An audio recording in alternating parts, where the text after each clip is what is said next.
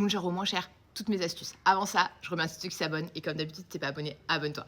Donc, la première des astuces, c'est que déjà en France, toutes les officines ne le vendent pas au même prix, donc c'est essayer de trouver une officine la moins chère possible et ça, des fois, c'est le nerf de la guerre. Donc, des fois, regardez sous mes commentaires, j'ai certaines vidéos et d'ailleurs, n'hésitez pas à mettre plein de commentaires et partager les officines les moins chères en commentaire de cette vidéo, comme ça, il y aura une information. Il y a aussi des cartes de prix, je sais que sur l'application AnetCare, vous en avez, mais bien évidemment, il faut être abonné, c'est payant, mais vous avez la liste des pharmacies les moins chères dans vos régions. Je sais qu'il y en a d'autres, je les connais pas toutes.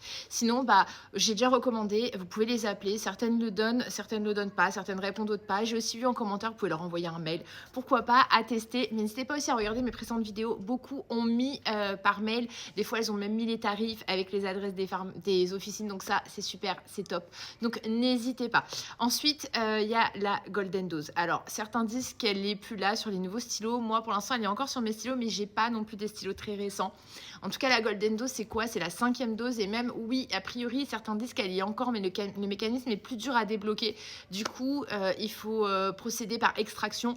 Donc bref, c'est un peu plus compliqué, mais ça permet d'avoir une 5e dose et donc de diminuer le coût. Et la 3e astuce, c'est le fractionnement, c'est-à-dire de prendre un stylo avec une dose plus élevée et au lieu de faire une dose complète de 60 clics, on la diminue en fonction de la dose à laquelle on est. Ça, j'ai fait plein de vidéos sur le sujet. Après, effectivement, il y a la question de la conservation. Ça aussi, j'ai fait plein de vidéos à ce sujet. Je vous invite à aller les voir et n'hésitez pas à partager en commentaire toutes les astuces que vous avez pour les avoir moins chères. Sinon, je sais que celles et ceux qui sont frontaliers, des fois, vous vous rendez en Belgique ou en Luxembourg parce que là, les prix sont fixes. Et donc, forcément, parfois, ça peut être aussi moins cher. Par contre, je déconseille fortement, n'achetez pas sur Internet. Vous savez pas ce que vous prenez. Bye bye!